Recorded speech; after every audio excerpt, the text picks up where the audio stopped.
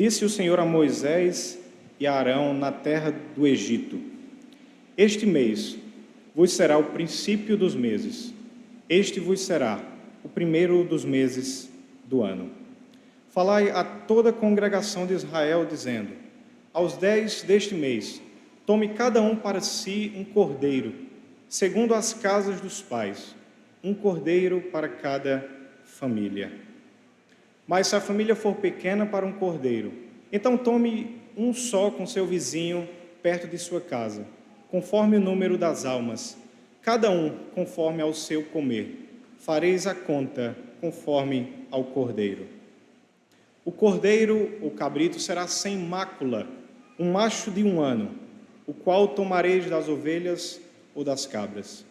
E o guardareis até o 14º dia deste mês, e todo o ajuntamento da congregação de Israel o sacrificará à tarde.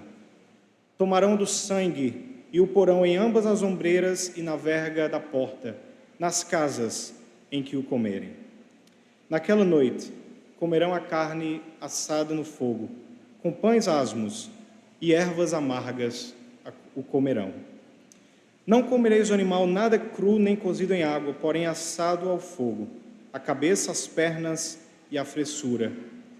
Nada deixareis dele até amanhã, mas o que dele ficar até amanhã queimareis no fogo. Verso 11: Desta maneira comereis lombos cingidos, sandálias nos pés e cajado na mão. Comê-los-eis à pressa, é a Páscoa do Senhor. Porque naquela noite passarei pela terra do Egito, e ferirei na terra do Egito todos os primogênitos, desde os homens até os animais. Executarei juízo sobre todos os deuses do Egito. Eu sou o Senhor.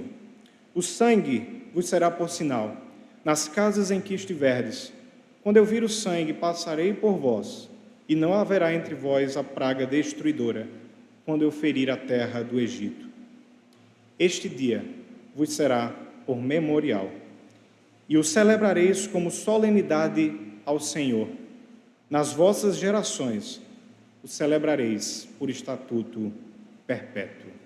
Oremos, pedindo a sabedoria e a iluminação do Espírito na nossa meditação. Santo Deus, nosso Pai, nós queremos ouvir a Tua voz. Obrigado pela Tua palavra, que nós temos como tesouro e que podemos abrir, meditar, ler e aprender. Obrigado pela Tua presença conosco. Ajuda-nos a entender o que Tu queres falar. Que Teu Espírito seja o mensageiro. Que o Teu nome seja glorificado. Que o nome de Jesus seja glorificado entre nós. Dá-nos a atenção, a prudência, corações abertos para ouvir a Tua voz, porque precisamos de Ti. No nome santo de Jesus. Amém. Como você apresenta Jesus aos que não o conhecem? Para ser mais prático, imagine que você esteja conversando com algumas pessoas e Jesus aparece. Como você iria apresentá-lo para as outras pessoas? Algo semelhante aconteceu com João Batista. No Evangelho segundo João, capítulo 2, mostra que Jesus Cristo foi apresentado por João como o Cordeiro de Deus que tira o pecado do mundo. Havia muitas formas de João Batista apresentar Jesus, o Filho de Deus, o Messias, qualquer um daqueles nomes que foram profetizados em Isaías: maravilhoso, conselheiro, Deus forte, Pai da eternidade, príncipe da paz. Mas João Batista, não de uma forma descuidada, não de improviso, mas com convicção e propósito, ele declara que Jesus é o Cordeiro de Deus que tira o pecado do mundo.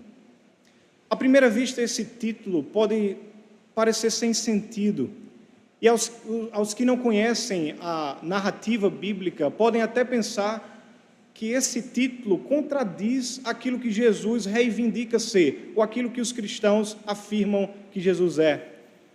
Porque como pode o Senhor Jesus, forte e poderoso, Filho de Deus, ser um cordeiro, um animal que não apresenta grandes perigos, dócil, parece não fazer sentido. Mas como nós veremos nessa noite, esse título representa um aspecto central da vida, do ministério e da missão de Jesus.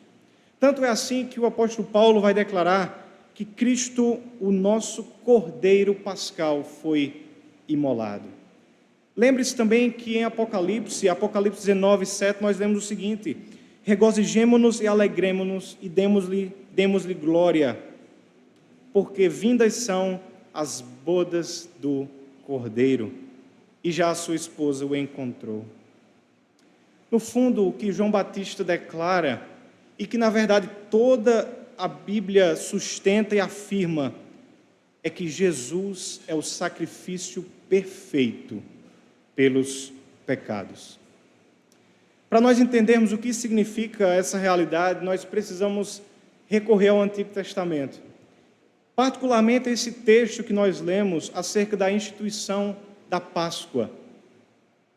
E eu quero compartilhar com a igreja nessa noite acerca de 4 títulos nessa mensagem. Primeiro, nós veremos a preparação da Páscoa. Em segundo lugar, o significado da Páscoa. Em terceiro lugar, a continuidade da Páscoa. E, em último, o cumprimento da Páscoa. Antes de voltarmos os olhos para o texto, eu acho que é importante dar um pouco do contexto dessa instituição que Deus dá ao povo sobre a Páscoa. E o contexto muitos de vocês já conhecem. Depois da morte de José, o povo de Israel estava no Egito e veio um faraó que não conhecia aquela família de José, aquela linhagem. E o povo de Israel começa a ser escravo no Egito. E o faraó e as autoridades egípcias começam a escravizar e tratar o povo com muita crueldade. Então o povo que sofria profundamente começa a clamar a libertação e a salvação ao Senhor. E esse sofrimento, o lamento do povo não passaria despercebido por Deus. Moisés, que na altura havia fugido do Egito, estava em Midian, quando ele recebe aquela aparição do Senhor. Deus se revela a Moisés numa sarça ardente. E naquele momento, Deus chama Moisés para voltar ao Egito, falar ao faraó e falar ao povo de Israel, porque Moisés estava sendo comissionado por Deus para a libertação do povo que sofria. Moisés então vai até o Egito, encontra o faraó com o coração endurecido, que não deixa o povo sair para adorar o Senhor. Na verdade, faraó endurecia ainda mais o seu coração e infligia mais sofrimento sobre o povo. Então Deus envia suas pragas ao Egito, que assolaram aquela nação de diferentes formas, mas mesmo diante disso tudo e todas essas demonstrações do poder de Deus, faraó não cedeu. Isso tudo era para mostrar ao povo que a libertação viria apenas da mão de Deus e não do favor de faraó. O capítulo 11, que antecede o texto que nós lemos, vai ser o anúncio da última praga. Um diálogo entre faraó e Moisés, eles dizem assim: faraó diz a Moisés: saia daqui, essa é a última vez que eu lhe vejo, porque se eu lhe ver novamente eu vou lhe matar. E Moisés diz: de fato, será a última vez que você verá a minha face. Então Deus proclama a última praga, a morte dos primogênitos. Então esse seria o estopim do julgamento de Deus sobre a iniquidade e obstinação do Egito e a crueldade contra o povo de Deus. E o juízo de Deus também sobre todos os deuses do Egito. Mas Deus providencia um meio de salvação, que está descrito aqui nesse texto que nós lemos. Então a primeira sessão que nós veremos é a preparação da Páscoa. Mantenha sua Bíblia aberta. A partir do verso 3, diz assim: falai a toda a congregação de Israel, dizendo: aos 10 deste mês, cada um tomará para si um cordeiro, segundo a casa dos pais, um cordeiro para cada família. Então, no 10º dia daquele mês, cada agregado familiar deveria apanhar um cordeiro, ou se a família fosse pequena, juntar-se a um vizinho e tomar para si um cordeiro. A menção ao cordeiro teria levado a mente do povo de Israel para aquele diálogo que aconteceu entre Abraão e Isaque. Lembram-se desse episódio que está narrado lá em Gênesis 22? Deus prometeu e concedeu um filho a Abraão, que era Isaque, mas tempo depois Deus pede para que Abraão sacrifique Isaque. Então, o que é que acontece quando eles estavam no caminho? O diálogo de Gênesis 22, 7 é muito interessante, porque Isaque pergunta a Abraão: eis o fogo e a lenha, mas onde está o cordeiro para o holocausto? E Abraão responde: Deus proverá para si, meu filho, o cordeiro para o holocausto. Nesta ocasião, nós lembramos que Deus, de fato, providenciou o cordeiro e poupou o filho Isaque. Então, em toda a história bíblica, o cordeiro representava sacrifício.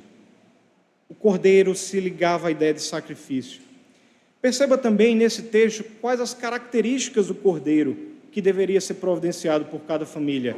Verso 5: o cordeiro será sem defeito, macho de 1 ano. A ordem de Deus era clara. Não era qualquer cordeiro, deveria ser o melhor que eles tinham. Um cordeiro sem defeito, sem deficiência, sem manchas. Isso porque o cordeiro era um tipo de Cristo, ou seja, algo que representava, apontava para Jesus, para o Messias que viria. A exigência de um animal sem defeito já mostrava que, para ser agradável a Deus, o sacrifício deveria ser santo. É por isso que Jesus, quando encarnou e veio ao mundo, ele cumpriu a lei e os profetas. Ele não pecou em nenhum momento sequer. Viveu uma vida santa, justa e perfeita diante de Deus, porque ele é sim o Cordeiro de Deus, cordeiro sem defeito, macho de 1 ano, ou seja, no vigor da sua forma física, nem tão novo, nem tão velho. Jesus, o cordeiro que viveu de uma forma perfeita, cordeiro do próprio Deus. Com isso nós já começamos a perceber por que faz sentido Jesus ser o Cordeiro de Deus. Na verdade, como esse texto já apontava para Jesus, porque nele não há defeito nem pecado. Sigamos no texto, versículo 6 diz assim: e o guardareis até o 14º dia deste mês, e todo o ajuntamento da congregação de Israel o sacrificará no crepúsculo da tarde. Tomarão do sangue e o porão em ambas as ombreiras e na verga da porta, nas casas em que o comerem. Deus instituiu aqui que o cordeiro deveria ser morto. E os israelitas deveriam espalhar o sangue nos umbrais da porta de suas casas, na parte de cima, na parte lateral. E nós veremos o porquê disso num instante, mas note para já que não apenas o cordeiro deveria ser morto, mas ele deveria servir também de alimento. O próximo versículo diz isso: naquela noite comerão a carne assada no fogo, com pães asmos e ervas amargas o comerão. O povo deveria comer aquele cordeiro acompanhado de pães asmos e ervas amargas, estas para lembrar da amarga escravidão da qual o Senhor estava resgatando os israelitas. E eu gosto do que Charles Spurgeon diz sobre esse trecho. O cordeiro pascal não foi morto apenas para ser visto, mas para ser comido. E nosso Senhor Jesus Cristo não foi morto apenas para que possamos ouvir sobre Ele, falar sobre Ele, pensar sobre Ele, mas para que possamos nos alimentar dEle. Tudo tem a ver com a obra de Cristo. Tudo tem consequências reais, práticas e vitais para os crentes. Ele deve ser o alimento para as nossas almas. A fé é recebê-lo, amar é abraçá-lo, e a esperança é regozijar-se nele. Ele é o Cordeiro, e nós precisamos de tal forma de estarmos juntos dele, que nós devemos nos alimentar dele. Existe uma instrução muito interessante no próximo verso, na verdade no verso 11. Diz assim: desta maneira o comereis, lombos cingidos, sandálias nos pés e cajado na mão. Comê-lo-eis à pressa, é a Páscoa do Senhor. Eu não sei como é na casa de vocês, mas eu fui sempre ensinado a comer com calma, a comer devagar. Até tem um ditado, não é? Aquele que o apressado come cru, a pressa é inimiga da perfeição. Então, cada casa tem suas regras de etiqueta. E na minha era essa, comer com calma, comer devagar. Mas essa refeição da primeira Páscoa, ela vai contra as regras de etiqueta. Porque era para comer às pressas. Ainda mais, eram para comer vestidos como alguém que ia iniciar uma jornada, uma marcha. Lombos cingidos, ou seja, eles tinham que amarrar as túnicas para ficar mais fácil a locomoção, para eles não tropeçarem. Os pés calçados e com o cajado na mão. Sabe o que isso significa? Comer a Páscoa dessa maneira era um ato de fé. Eles deviam estar vestidos e preparados como viajantes, prontos para marchar, na esperança de que naquela noite Deus traria a libertação para eles. A qualquer momento, assim que as forças de Faraó fossem destruídas, eles deveriam marchar. Era hora de fugir do Egito, fugir da escravidão, rumo à terra prometida. Comer assim era um ato de fé. E assim eles fizeram. Há um outro aspecto muito importante aqui. A Páscoa não era uma refeição para eles aproveitarem o Egito. Não era como uma ceia de Natal que nós temos hoje em dia, que nós passamos longas horas conversando, falando do ano que passou, comendo, porque o outro dia é feriado, então todo mundo vai dormir até mais tarde. Não. Aquela refeição era para fugir do Egito. Era a porta da liberdade para uma nova vida, um novo estilo de vida. E nesse novo estilo de vida seria Deus, e não Faraó, Senhor sobre eles. O plano de Deus não era dar uma refeição para eles aproveitarem enquanto permanecem na terra da escravidão. Não, o alimento, o cordeiro que eles assaram, era o sustento para a fuga. Os que dizem sim ao cordeiro, também dizem sim à saída do Egito. Aplicando aos nossos dias, muitos afirmam que receberam o perdão, foram salvos, mas vivem como se ainda estivessem no Egito. A salvação que Deus nos concede nos leva para uma vida nova. Aquele que experimentou a redenção, a libertação de Jesus, vive de uma tal forma que ecoa para todos que estão próximos dele. O dinheiro, o poder, a fama não é mais o objetivo principal da nossa vida. A fofoca, o orgulho, a hipocrisia, a inveja, a maledicência, a imoralidade sexual, a amargura, tudo que me afasta de Deus, agora eu abomino. Eu fujo da escravidão, eu fujo do Egito, porque eu conheço o Cordeiro, eu comi o Cordeiro, eu celebro a Páscoa de Deus, o Cordeiro de Deus que me salvou. Quem vive ainda no Egito é porque não entendeu ainda o significado real do Cordeiro de Deus que tira o pecado do mundo.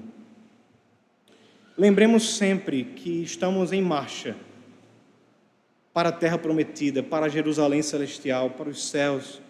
E o Egito, que representa a escravidão ao pecado, foi vencido pelo poder de Jesus. E isso representa vida nova, vida para a glória de Deus. Em segundo lugar, o significado da Páscoa.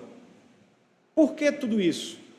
Por que matar o cordeiro, comer às pressas? Qual era o propósito disso tudo? Deus nos explica no verso 12. Acompanhe comigo. Porque naquela noite passarei pela terra do Egito e ferirei todos os primogênitos, desde os homens até os animais. Executarei juízo sobre todos os deuses do Egito, eu sou o Senhor. O sangue vos será por sinal nas casas em que estiverdes.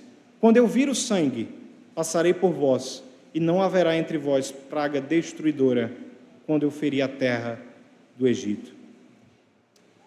A Páscoa tem a ver com juízo e salvação. Deus anuncia que virá com sua ira sobre o Egito que escravizou o seu povo, o seu primogênito. Mas essa ira não atingiria o povo de Israel, o povo do pacto, porque haveria um meio de salvação, que era justamente o sangue do Cordeiro. A natureza desse juízo já tinha sido antecipada no capítulo 4, versos 23, quando o Senhor instruiu Moisés, ele disse o seguinte: dirás a Faraó, assim diz o Senhor, Israel é o meu filho, o meu primogênito. Digo-te, pois, deixa ir meu filho, para que me sirva, mas se recusares deixá-lo ir, eis que eu matarei teu filho, teu primogênito. O Senhor misericordiamente adiou isso, alertando repetidamente os egípcios, enviando pragas, mas eles se recusaram a ouvir. Então o terrível julgamento veio finalmente. E essa foi a pior de todas as pragas, porque envolvia a destruição do primogênito de todos os egípcios, incluindo do faraó, o herdeiro do trono. A ênfase destes versos está no poder protetivo do sangue, que vai livrar os primogênitos da morte. Os primogênitos israelitas serão protegidos pelo sangue do Cordeiro Pascal, que ficará no seu lugar e será um sinal para o Senhor passar sobre aquele lar. É isso que significa o termo Páscoa, é passar por cima. Assim como o Senhor passou por cima das casas dos israelitas que tinham o sangue aspergido nos umbrais das portas. Como um comentarista, Glenn Scrivener, diz, perceba que naquela noite houve morte em todas as casas. Ou havia um cordeiro morto, ou um filho morto. O cordeiro era então um sacrifício substitutivo. Ele morreu no lugar do primogênito. Enquanto eles estivessem dentro da casa, abrigados sob o sangue, a morte e o juízo não alcançaria o povo de Deus. O sinal do sangue era o sinal de salvação, porque mostrava que aqueles que estavam naquelas casas escapariam da ira de Deus. Como alguém já disse, queridos, a calamidade final é a exposição à ira de Deus, é enfrentar a ira de Deus. Ninguém consegue resistir. Por que então dizemos que Jesus é o Cordeiro de Deus? Eu espero que até aqui a resposta já tenha se tornado mais clara. É porque Cristo, pelo seu sacrifício, salva o povo da ira de Deus.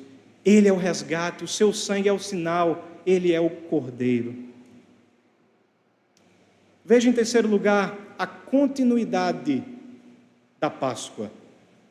No verso 14 do mesmo texto nós lemos o seguinte: este dia vos será por memorial, e o celebrareis como solenidade ao Senhor. Nas vossas gerações o celebrareis por estatuto perpétuo. Deus instituiu a Páscoa como um ritual, a ser realizado todos os anos pelo povo de Israel. E o mês da Páscoa seria o primeiro mês do calendário deles. Tamanha era a importância daquele evento. A ideia era iniciar o ano lembrando do resgate operado por Deus. A Páscoa será por memorial, ou seja, uma celebração para a lembrança da libertação da escravidão. O memorial é importante porque, primeiro, por natureza nós somos esquecidos. Então esse é um recurso que Deus nos dá para que nós não afastemos da realidade para a qual esse ritual aponta. Segundo, porque todos nós gostamos de separar e celebrar os momentos mais importantes da nossa história. É por isso que nós celebramos o nosso aniversário. Você que é casado, você sabe que está em grande perigo se você esquecer a data do seu aniversário de casamento. Os homens sabem do que eu estou falando. A realidade é que nós gostamos de separar momentos, celebrar momentos importantes. E é isso que serve o memorial da Páscoa. Além disso, além de ser um memorial, a Páscoa serviria para proclamação e ensino. Vá até o verso 26 desse texto de Êxodo 12, que diz assim: quando vossos filhos vos perguntarem que rito é este, respondereis: é o sacrifício da Páscoa ao Senhor, que passou por cima da casa dos filhos de Israel no Egito, quando feriu os egípcios e livrou as nossas casas. A celebração da Páscoa, queridos, era uma escola onde as crianças iriam aprender sobre o caráter e as maravilhas de Deus, desejando então amá-lo de todo o coração. Então cabe para nós já a pergunta: de que maneira você tem ensinado seus filhos? Será que eles reconhecem que na sua casa há memoriais para lembrar do Senhor, para lembrar do que Ele tem feito na sua vida, na sua família? A Páscoa era tanto um memorial como um ensino para o povo. Vejamos agora, em quarto lugar, o cumprimento da Páscoa.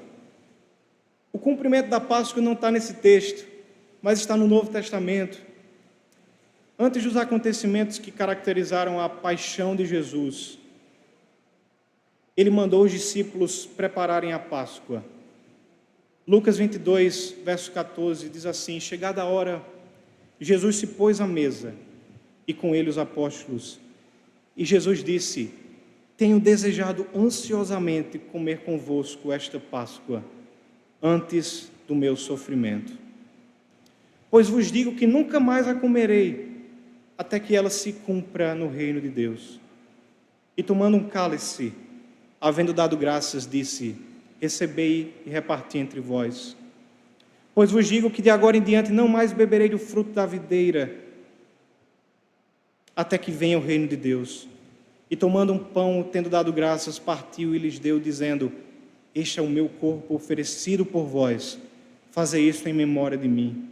Semelhantemente, depois de cear, tomou o cálice e disse: este é o cálice da nova aliança no meu sangue, derramado em favor de vós. O Evangelho nos mostra que Jesus celebrou a Páscoa com seus discípulos. E naquela última Páscoa, Ele instituiu a ceia do Senhor. Ele tomou o pão asmo e deu um novo significado. Ele disse: este é o meu corpo, que é partido por vocês. Depois de cear, ele tomou o vinho, como era costume, e também atribuiu um novo significado. Ele disse: este é o cálice da nova aliança no meu sangue. Não o sangue do Cordeiro do Antigo Testamento, que foi utilizado para os umbrais, mas o meu sangue. Eu sou a Páscoa, eu sou o Cordeiro, eu derramarei o meu sangue em favor de vocês, e é pelo meu sangue na porta da sua vida que vocês serão libertos da ira de Deus e terão vida eterna. É isso que Jesus diz. Essa é a ceia, é a representação, é um memorial daquilo que Jesus fez por nós. A Páscoa, como parte do antigo pacto, da antiga aliança, apontava para a vinda do Cordeiro, o Cordeiro com C maiúsculo, o Cordeiro de Deus, que liberta da escravidão do pecado. E quando Jesus veio, Ele cumpriu definitivamente a antiga aliança. E é por isso que Ele institui o cálice da nova aliança no seu sangue. Jesus então deixa-nos como mandamento a ceia do Senhor, que nós vamos celebrar nessa noite. Nós não mais matamos o cordeiro de um ano sem defeitos, porque o Cordeiro de Deus já foi sacrificado. A ceia do Senhor serve para nós a dois propósitos essenciais, semelhantes aos da Páscoa. O primeiro é também um memorial. Jesus disse: fazei isto em memória de mim. Nós lembramos do Cordeiro, do seu sacrifício, do seu sofrimento, da culpa que Ele carregou. Mas também é proclamação, também é ensino. Paulo vai dizer em 1 Coríntios 11, 26, porque todas as vezes que comerdes este pão e beberdes o cálice, anunciais a morte do Senhor até que Ele venha. Nós anunciamos a morte do Cordeiro até que Ele venha. Os israelitas celebravam a Páscoa para lembrar da libertação da escravidão do Egito e na esperança do Messias prometido, do verdadeiro e definitivo Cordeiro. Tendo Jesus padecido na cruz, nós celebramos a ceia, lembrando-nos da libertação do pecado que Ele nos trouxe, na esperança firme e inabalável que um dia nós estaremos com Ele nas bodas do Cordeiro, na celebração dessa refeição maravilhosa que nos aguarda. Para concluir, eu queria apresentar algumas lições para as nossas vidas. Como podemos aplicar tudo isso? Primeiro, saiba que a salvação nunca está em nós. Veja que naquela noite no Egito, Deus não olhou o interior da casa para saber quem estava lá dentro era uma pessoa boa, se havia atingido um nível de integridade moral, um nível de estudos, um nível de reputação elevado o suficiente para receber a salvação e a libertação. A salvação sempre foi pela graça. Deus que toma a iniciativa, Deus que estabelece o caminho da salvação. E no dia do julgamento, o Cordeiro foi o substituto dos israelitas. Anos depois, muitos anos depois, em Jerusalém, houve um outro julgamento de Deus. E quem recebeu a culpa e a condenação foi Jesus. Na cruz, Jesus foi o nosso substituto. Isso não poderia ser mais claro do que representa Jesus ser o Cordeiro de Deus. Ele morreu no meu lugar, Ele morreu no seu lugar, poderia cair sobre mim. Eu não tenho como enfrentar a ira de Deus, eu não tenho capacidade intelectual, moral, para chegar diante de Deus e dizer, eu mereço ser salvo, eu mereço ser liberto dessa escravidão, não. Mas Jesus morreu como meu substituto, a maldição e a culpa estava sobre Ele, você compreende isso? Quando nós olhamos para Jesus, a única reação que podemos ter é, eu que deveria estar ali, Ele morreu por mim. Que grande amor, que grande misericórdia, que grande salvação que Deus providenciou para nós.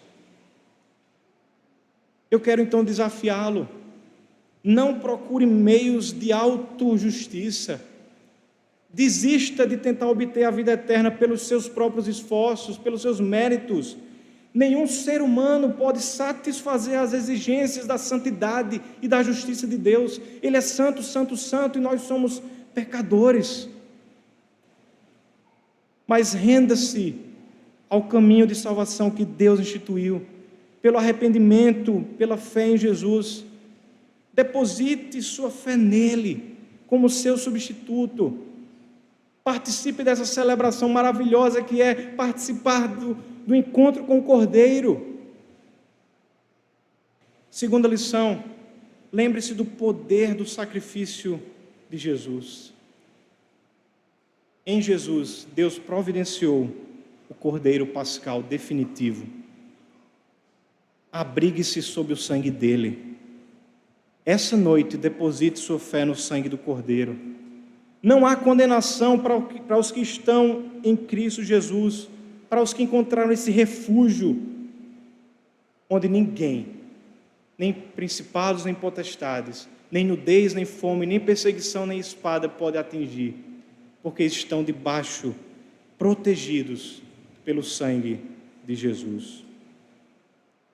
Receba Jesus hoje como seu substituto, como seu redentor, como seu salvador, porque de outra forma, como você espera subsistir no dia do julgamento final? O que você vai fazer com sua culpa, com seu pecado? Mas Jesus, hoje, faz-nos um convite amável Vinde a mim, os que estão cansados, sobrecarregados, e eu vos aliviarei. É o convite que Jesus nos faz. Encontre-se com o Cordeiro, contemple a cruz, o seu sangue derramado, e peça ao Senhor: Senhor, eu quero receber esse sangue e colocar nos umbrais da minha vida, e que esse sangue seja o sinal de que eu sou liberto, de que eu sou salvo. Terceiro lugar, terceira aplicação: celebre a libertação do Senhor. Nós vimos como Deus instituiu uma celebração, uma comemoração para a libertação do povo do Egito, para que eles lembrassem desse episódio. Eu quero lhe perguntar: você tem lembrado o que Jesus fez por você? O seu coração tem se alegrado com a obra maravilhosa de redenção que o Senhor Jesus realizou no seu lugar? Ou será que os cuidados desse mundo, as preocupações diárias, as tentações do inimigo, a soberba da vida, ou até mesmo uma vida muito atarefada, seja no trabalho, seja na igreja, em qualquer outro lugar, tem distraído a sua mente para o que é mais importante, que é a obra de Jesus, o que Ele fez por mim? Será que no dia a dia você tem celebrado, você tem lembrado do que Jesus fez por você? Nessa noite nós temos a oportunidade de lembrar. Quando participamos da ceia, lembremos que o Senhor nos livrou da escravidão, do pecado, nos livrou do Egito, nos livrou da condenação. Celebre nessa noite com alegria, com esperança, que assim nós estamos anunciando a morte do Senhor até que Ele venha. E em último lugar, lembre-se que a libertação é para uma vida nova.